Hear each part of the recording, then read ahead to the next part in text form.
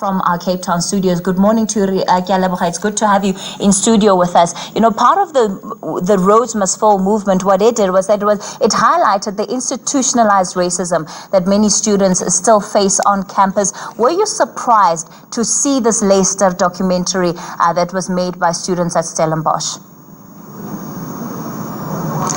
Good morning, and thank you so much for having me. I don't think it was quite a surprise because we have been working with some of the students from Open Stellenbosch for quite some time. From the time that they initiated or started Open Stellenbosch, there's been a very close relationship between us and them, and we kind of got to understand the race dynamics on campus, the issue around the language policy, and many of the other issues that they faced with on the campus. So for quite some time, we've had knowledge of some of these things that have been happening at Stellenbosch, because I don't think it's quite a coincidence that it's particularly at historically white universities that all of this is happening. Also, with us being in solidarity with our comrades at Rhodes University, who yesterday started an occupation in the council chambers. So it's something that we've had knowledge of, and it's through our connection with Open Stellenbosch and from many of the events that they've had and the solidarity that we've shown them and they've shown us. Perhaps, I mean, as a student, put it into context for us. What is the lived experience of students that actually pushes the situation to the extent that we've seen it now, that people are just saying, well, we are tired of what's happening and we need to see serious action where transformation is concerned? I think as much as our experiences are a little different on our different campuses, but they're very much the same because we're all struggling with the institutionalized racism that we faced with in our universities.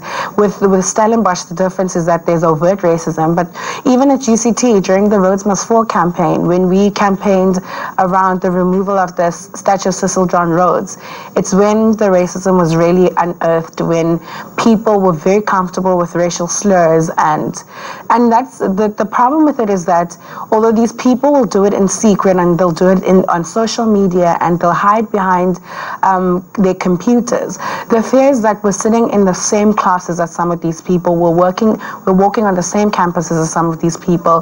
The institutions that we are in do not prioritize our bodies as Black students, and we kind of are brought into a kind of an adapt or die type of situation where we either have to assimilate or you're going to be suffering in silence, which is very problematic. It's problematic that 21 years into democracy, as students of color, Black students, everywhere have to be faced with the same issues,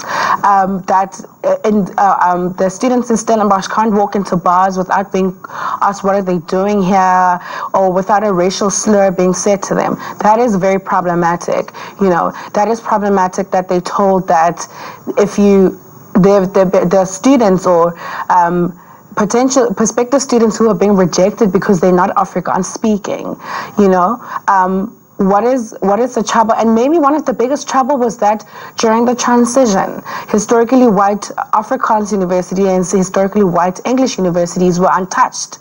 And now we're living with the realities of the demographics of the campuses changing, but not the culture.